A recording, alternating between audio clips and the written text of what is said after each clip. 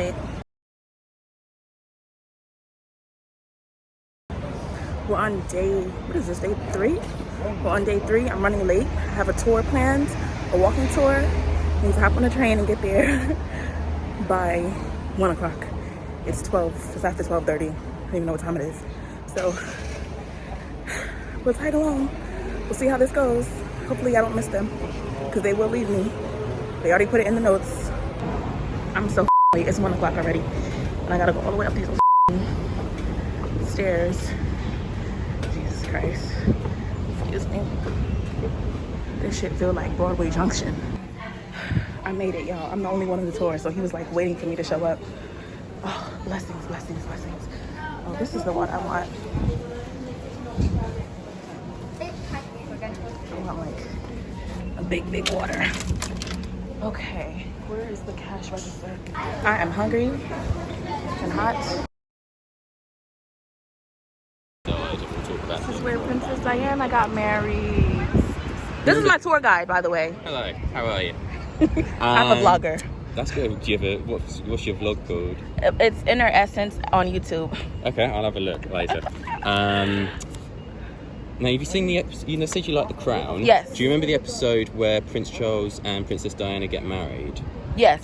That took place here. They actually opened up St. Oh, this was here. They actually filmed it from St. Paul's Cathedral to reenact the actual wedding. Oh, wow. A lot of The Crown's filmed in a studio. Some of the key landmarks, so Buckingham Palace, which I'll show you later on, that's actually doubled as Lancaster House in the show.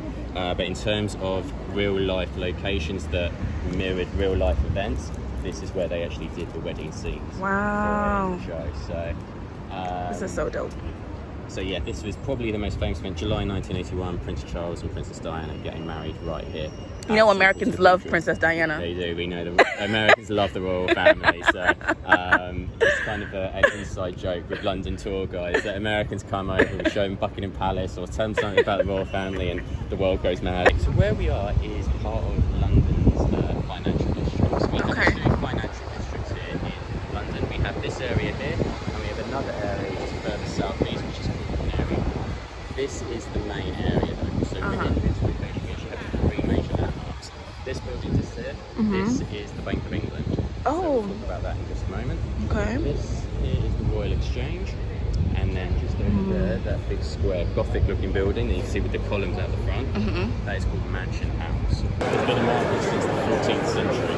So that's about 600 years now. 600 years. Actually extends from the old term leather hall. So they used this in London back in the 1400s all the way through to the 1700s. Markets in London, unlike markets today where you get different areas selling different products, markets in London focus specifically on one thing. So leather hall, as it was known at the time, it only sold leather products. They only sold leather.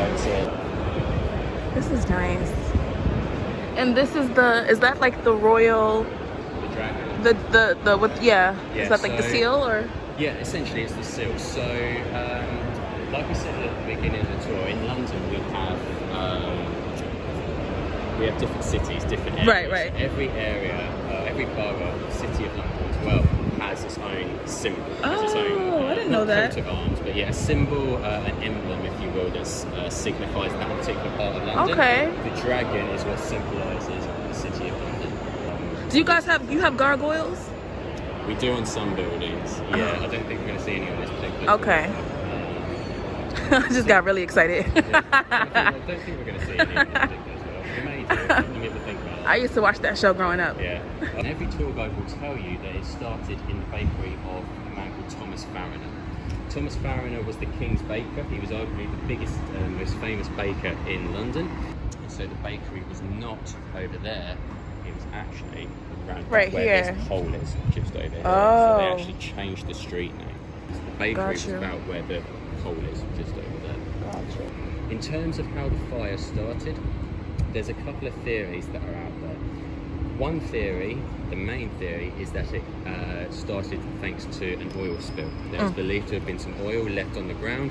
A spark from a faulty oven in the bakery got caught onto the oil, sprang out from the oven, got caught on the oil, fire started, burnt through the bakery and burnt through a lot of the other buildings which were made of wood at the time. That's the theory you'll most often hear. Is probably the most legitimate theory. So there's tax breaks.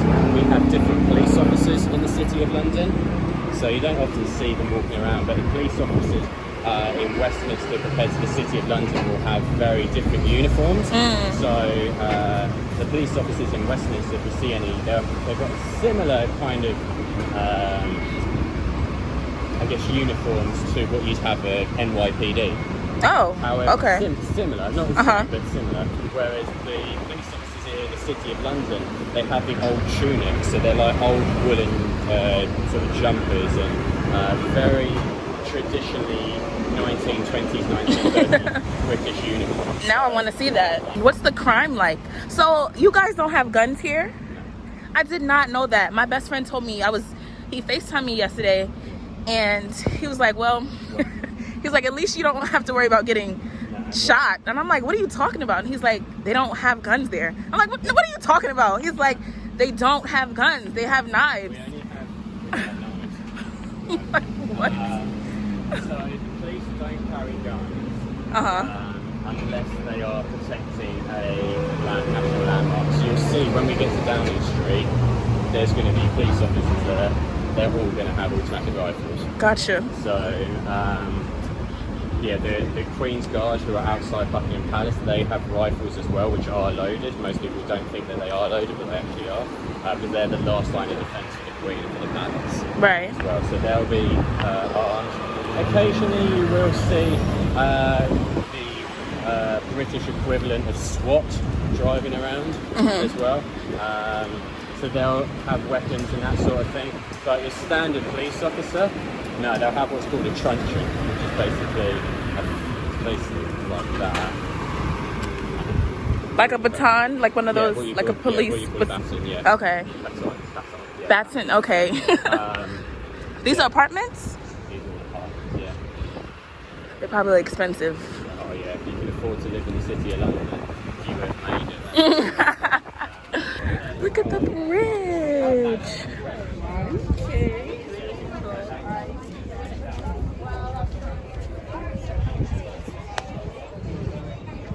Zoom in a little bit. Ooh, this water is dirty. It is, yeah. Yuck. Okay, so that over on the far side there is Tower Bridge, one of the seven bridges that we have here in London. Back in 1880s, East London was growing very significantly. So about 80,000 people a year were moving into East London because the way London is set up, not kind of is still today, but not as much as it was in previous decades or centuries.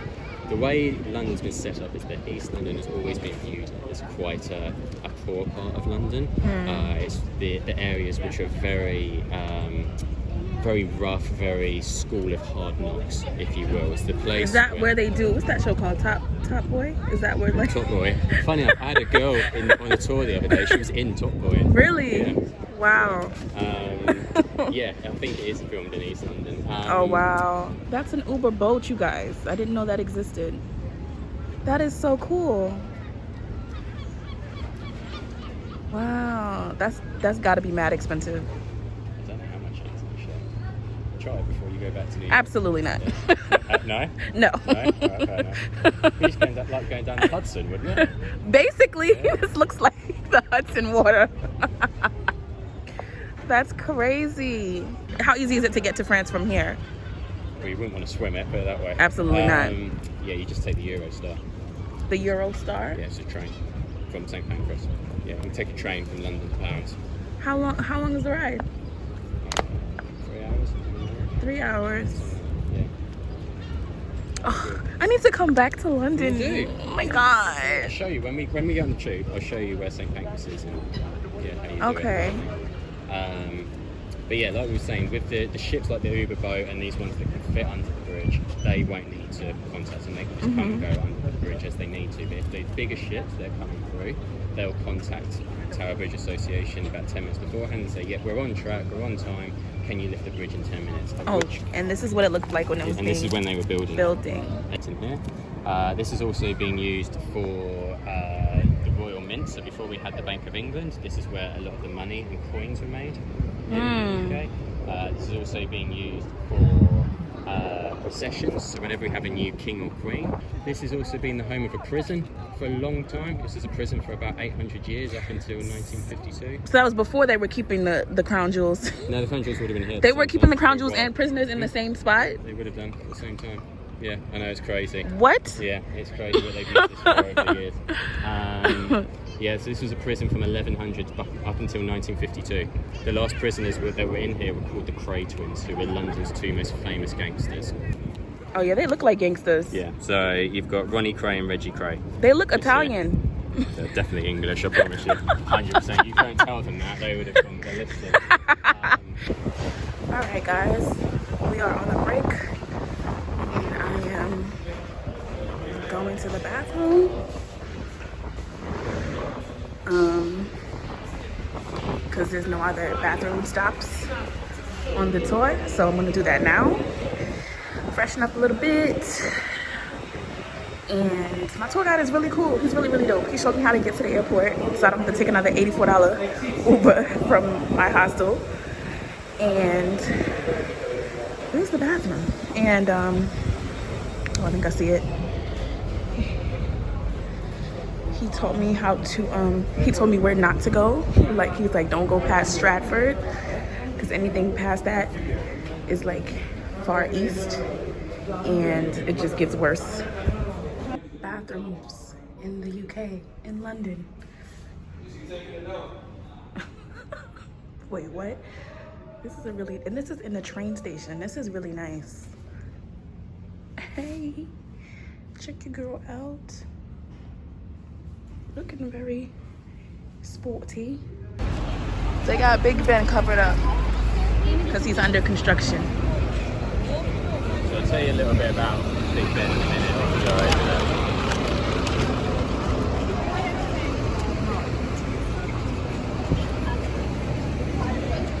So like we said before, this part of London is known as Westminster. So this Westminster. This part of London is about 1,000 years old now. So this is New London, you guys. Technically. King Edward the Confessor, left Londinians, old London, the bits we've been doing up to now, and he landed on this bit of land. So this land was formerly known as Thorney Island. He landed on this bit of land. He built a small church which was called a minster. Because he's headed west, he built this minster. He called this area Westminster. We've got some fantastic London attractions. So one of them is our newest attraction, really, which is the London Eye. So this was built as part of the new millennium. So back in the late 1990s, it was decided that ahead of the new millennium, to celebrate the year 2000, we would put an attraction. Have you been on it before? I have been on it before. Recommendation, this can be a tip for your vlog. If you're going to go on the London Eye, you can spend a little bit more and buy tickets on the day, but it's recommended because if you buy it in advance and you get a cloudy day or a rainy day, you can't exchange your tickets. So you pay a little less money to buy it in advance, but if you come on the day and it's a rainy day or a cloudy day, then you're not going to be able to exchange your tickets. You're probably not going to see much. Right. Whereas you can pay, I think it's about £6-7 more, buy a ticket on the day. You get to choose your day, obviously. If you've got a day like this, you'll be able to see miles. So a lot of people go, well, we don't want to spend the £6 or £7 extra. And then they get a shitty day. From experience, trust me, it's worth the money, especially when you look at London's weather. So right. It is, though. This is a very... Oh, look at Churchill. Yeah. We'll see where he lived in a few minutes. So in terms of where Ben lived, in terms of who Ben is, that is a very dubious question because, truth be told, nobody knows for certain who Ben is. There are two theories that you will often hear. There is Nelson Mandela. This is nice. We're going to come back past these ones. Okay. Other funerals that have taken place in here are not just royal family members. I mean, most royal family members have had their funerals either in here or at Windsor Castle. But royal funerals that have taken place in here include the Queen Mother. Her funeral took place a few years ago. Probably the most famous royal funeral in recent times took place in here. Not Prince Philip, Princess Diana's funeral took place in here back in 1997. So That has been obviously in the news quite a bit recently because of Prince Harry, and obviously he did the interview with Meghan Markle and Oprah a few months ago, and since then he's come out and said like he didn't like the royal treatment, and the way one of the reasons he has gone to America with Meghan is because he saw what was happening with Meghan being a repeat of what happened with Diana, and it was he talked about how Diana's funeral took place in here, and her coffin was taken from Kensington Palace, where Prince William lives today. We're not going to see it, it's too far away, but it was taken from Kensington Palace, past Buckingham Palace, and was brought down the road here and taken into Westminster Abbey. And the streets were lined with people paying their respect. People were in tears, and William and Harry and Prince Charles were stood all behind the hearse with the coffin inside. And William and Harry, who were only about 10, 11 years old at the time, they were told, whatever you do not cry. He said, well, if the house has been knocked down and the land is going to be free, can I build some houses on it? And he got permission to do so. So he built about 20 houses on the land. And originally he was going to sell them off to the public, but before he could sell them off, the government found out what he was doing, and they said, look, don't sell the houses, we'll buy them off you, and we'll put our senior government ministers in it. Protests across the street. Yeah, do look at protest.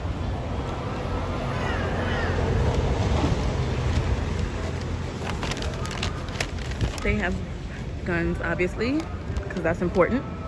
Again? For this, I said they have guns, obviously, because that's important for this particular area. When they won the battle, King George, who was king at the time, he moved the King's Mews, he moved the carriages and stables and the horses to behind Buckingham Palace, which is where they are today. And that was because Trafalgar Square was going to be built. Now, the Battle of Trafalgar, like I said, was 21st of October 1805, and it was a battle between the French, the Spanish and the British armies. Long story short, Napoleon Bonaparte, who was leader of the French army at the time, he decided that he wanted to invade Britain, he wanted to take over Britain, he wanted to take over the Channel.